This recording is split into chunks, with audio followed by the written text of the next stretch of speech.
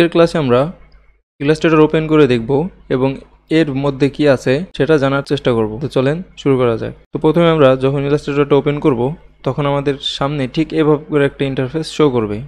তো এখানে রয়েছে ইলাস্ট্রেটরের যাবতীয় মেনু বার এবং এখানে রয়েছে কিছু অপশন। এটা আছে হচ্ছে ক্রিয়েট নিউ, তারপর ওপেন হচ্ছে যদি আমাদের কোনো ডকুমেন্ট ওপেন করা লাগে তাহলে আমরা ওপেনে ক্লিক করব। আর যদি ক্রিয়েট নিউ মানে নতুন কোনো ডকুমেন্ট বা নতুন কোনো প্রজেক্ট শুরু করতে যাই তাহলে আমরা ক্রিয়েট নিউতে ক্লিক করব। তো ক্রিয়েট নিউ বা এখান থেকে ফাইল থেকে নিউ যে কোনো একটা ক্লিক করলেই হবে। আবার এখানে দেখা যাচ্ছে যে ক্রিয়েট নিউ ফাইল, এখানে কিছু কাস্টম ফাইল দেওয়া আছে, এখানে কিছু আর্টবোর্ড বা সাইজ দেওয়া আছে যেগুলো এখান থেকেও আমরা নিতে পারি। যেমন এটা A4 সাইজ, তারপরে এটা হচ্ছে আইফোন এক্স, তারপরে এখানে হচ্ছে ভিডিও এবং কাস্টম সাইজ। তো এখান থেকে আমরা নিউতে ক্লিক করব বা নিউ এর শর্টকাট কমান্ড হচ্ছে Ctrl+N। তো নিউতে ক্লিক করলাম কারণ আমরা একটা নতুন আর্টবোর্ড ক্রিয়েট করব। তো দেখেন যখনই আমরা এখানে নিউতে ক্লিক করছি বা ক্রিয়েট নিউতে ক্লিক করছি তখন আমাদের সামনে একটা ইন্টারফেস আসছে। এখানে দেখা যাচ্ছে যে প্রথমেই রয়েছে নেম হচ্ছে আমরা এই যে প্রজেক্টটা কাজ করব সেটার নাম। তো এটা হচ্ছে যে কোনো একটা দিয়ে দিই, যেমন P1 বা প্রজেক্ট 1।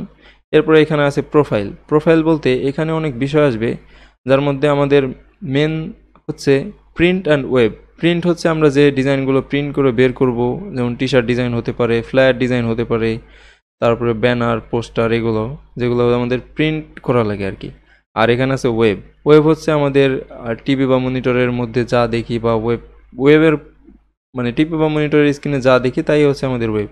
তো আমরা এখন একটা ওয়েবের জন্য ডিজাইন করব। সাধারণত আমাদের ওয়েবের জন্য সবসময় থাকবে, কিন্তু যখন আমাদের প্রিন্টের জন্য দরকার হবে তখনই মাত্র আমরা শুধু প্রিন্টটা সিলেক্ট করব, আদারওয়াইজ আমাদের সবসময় ওয়েব থাকবে।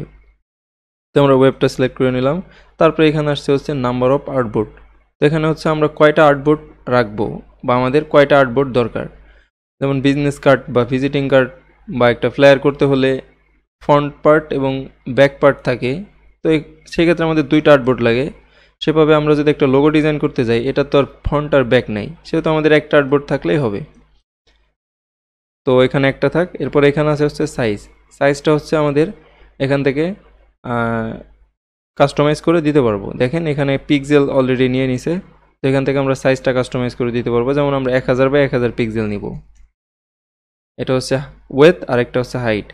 সবসময় আমরা মনে রাখবো যে কোনো জায়গা গুগলে সার্চ করি বা যেখানেই সার্চ করি, যে কোনো জায়গায় যদি আমরা মাপ পাই যে এত ইন্টু এত, যেমন হচ্ছে 1000 × 1000, তাহলে আমরা সবসময় ধরে নিব লেফট সাইডেরটা বা যেটা শুরু হয়েছে সেটা হচ্ছে আমাদের ওয়েথ, আর মানে এটা হচ্ছে দৈর্ঘ্য, এবং হাইট প্রস্থ যেটা হচ্ছে রাইট সাইডে থাকবে।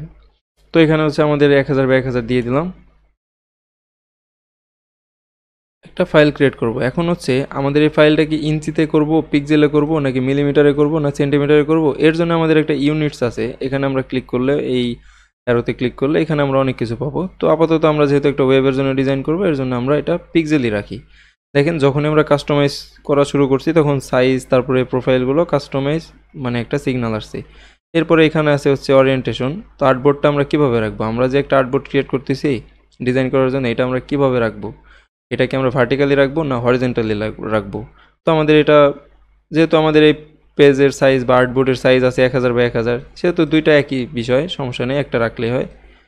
তো এখানে তারপরে আছে হচ্ছে ব্লিড। এটা হচ্ছে আমাদের প্রিন্টের যখন কাজ করব, প্রিন্টের সময় আমাদের ব্লিড লাগে।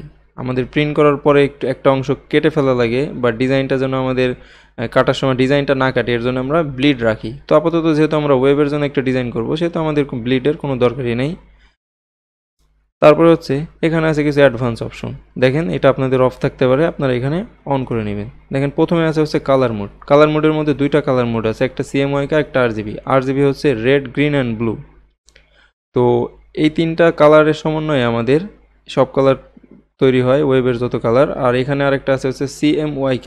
যখনই দেখেন আমরা CMYK তে ক্লিক করব, আর্টবোর্ডটা কিন্তু আমরা এখান থেকে ওয়েবের জন্য নিছি, এই যে ওয়েবের জন্য নিছি, কিন্তু এখানে যদি আমরা CMYK ক্লিক করি, CMYK এর ফুল মিনিং হচ্ছে টাইম মেজেন্ডা, ইয়েলো আর হচ্ছে ব্ল্যাক।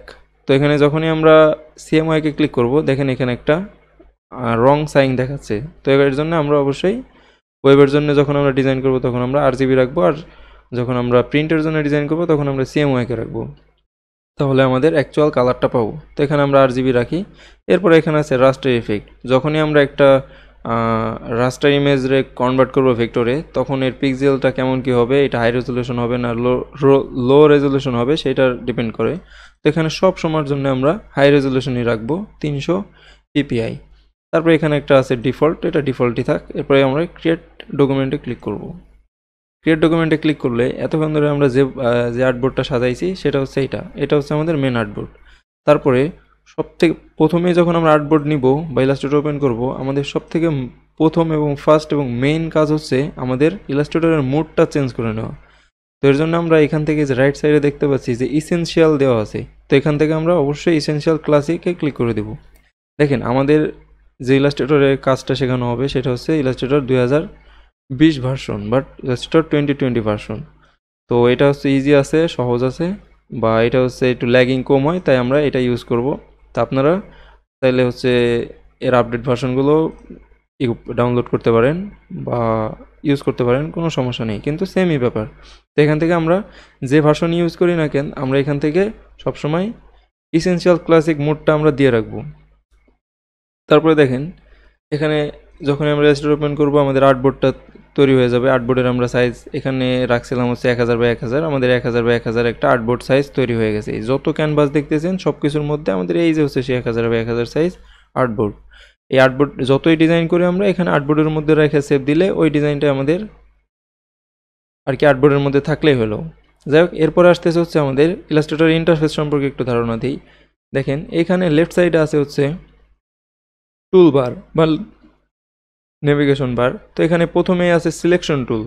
তো এরকম এক একটা টুলের এক একটা নাম। যেমন আমরা আর্টবোর্ড নিছি, এখানে একটা আর্টবোর্ড টুল আছে। তো দেখেন আমরা তখন হচ্ছে আর্টবোর্ডের সংখ্যা 1 ছিল, এখানে আমরা যদি আর্টবোর্ডের সংখ্যা দিয়ে দিই 2, তো এটা হচ্ছে 1 2 হয়ে যাবে। এখান থেকে যদি আর্টবোর্ড আমরা একটা নিতে চাই নিতে পারবো, কোনো সমস্যা নেই। বা এখান থেকে যদি প্লাস করে আমরা আরেকটা আর্টবোর্ড বাড়াই, বা এখান থেকে যদি একটা আর্টবোর্ড আমি ডিলিট করে দিতে চাই তাও পারবো। আবার যদি চাই হচ্ছে এখান থেকে একটা আর্টবোর্ডে আমরা আবার ম্যানুয়ালি কপি করব, অল্টার ধরে কপি করব, এটা আমাদের পরের ব্যাপার, এটা আমরা পরে আস্তে আস্তে জানবো। যাই হোক, এটা হচ্ছে আর্টবোর্ড টুলের কাজ। তো এটা আমরা যদি ডিলিট করে দিই, আরেকটা আর্টবোর্ড আমাদের থাক।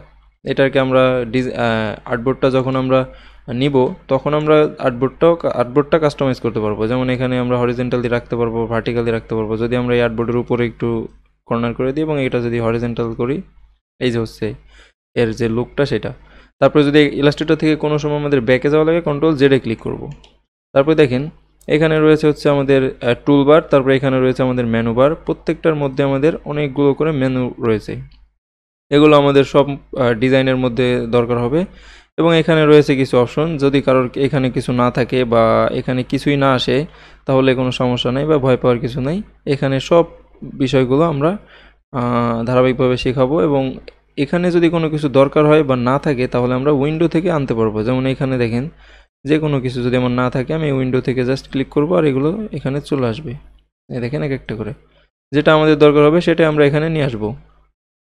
তো যাই হোক, তো আজকের ক্লাস এই পর্যন্তই। আগামী ক্লাসে আমরা ইলাস্ট্রেটরের বেসিক শেপ, আদার্স শেপ নিয়ে কাজ শুরু করব এবং প্রজেক্ট ভিত্তিক কাজ শুরু করব। আগামী ক্লাসে সকলেই আমন্ত্রিত।